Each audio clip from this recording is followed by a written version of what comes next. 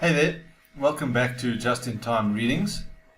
I'm reading an article today that I wrote in reference to different archetypes of students who have appeared in my classroom over 2 decades that I've been teaching value creation and business performance, accounting and finance, etc.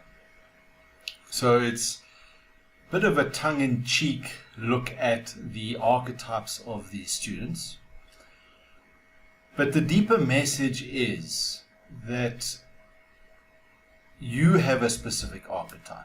What archetype do you fall under? What archetype do you relate to? So an archetype is like an overarching theme or characteristics that are relevant to you and are important to you and manifest themselves in you. So let's read the article, and I'd like to hear what you guys think. So I think this is Just in Time number 12, and the article is called What is Your Archetype? It was published on the 29th of June 2021. I've been teaching business finance and value creation for 20 years. Students come in all forms. Obviously, their physical characteristics are diverse, but when it comes to their mental characteristics, there are several archetypes of students that show up regularly. Here are a few of the archetypes. A word of caution, not all students fit neatly into these archetypes, and this list is not exhaustive. I am guilty of generalizing, so be kind to me. So ask yourself, do any of these archetypes look like you? Or can you relate to any of these archetypes? So the first one is the eager beaver. This student sits in the front row and has done all the preparation and all the readings. They arrive early. They have their books and their writing utensils neatly laid out and ready for use. And the eager beaver asks lots of questions and is generally good at following instructions and being on time. The second archetype is the flapper. Constantly in a state of panic and expressing how difficult everything is.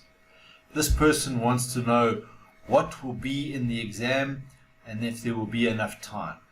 Everything is about how are they going to pass the course.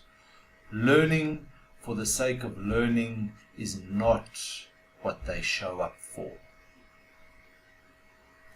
The next archetype is the silent genius, and the name says it all. They arrive quietly and they rarely ask questions. They get on in class, mostly working alone. When it comes to exams and assignments, they ace them. Then, number 4 is the social butterfly. This person knows everyone, says hello to the whole class. They arrive in class with a twirl and a smile. The class party and the after-class drinks are their top priority. Always rallying the troops to attend the next event. You can't say no to the social butterfly. At the risk of generalizing, the social butterfly is nearly always one of the ladies in the class. Number 5 is the showboat. This archetype is almost always male, often drives a flashy car, thinks he's funny, has much to say. He's very opinionated about the world and wants to let everyone know that he has all the answers to life. Number 6 is the laid-back surfer dude. This student gives off the vibe that they don't care about much. They never write much down. They watch others do the exercises rather than doing them themselves, and they often come and go on their own timeline.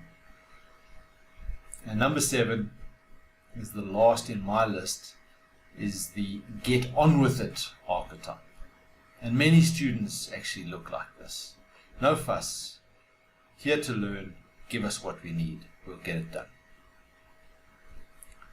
So archetypes aside, every student arriving in my business finance class brings with them anxiety of not knowing.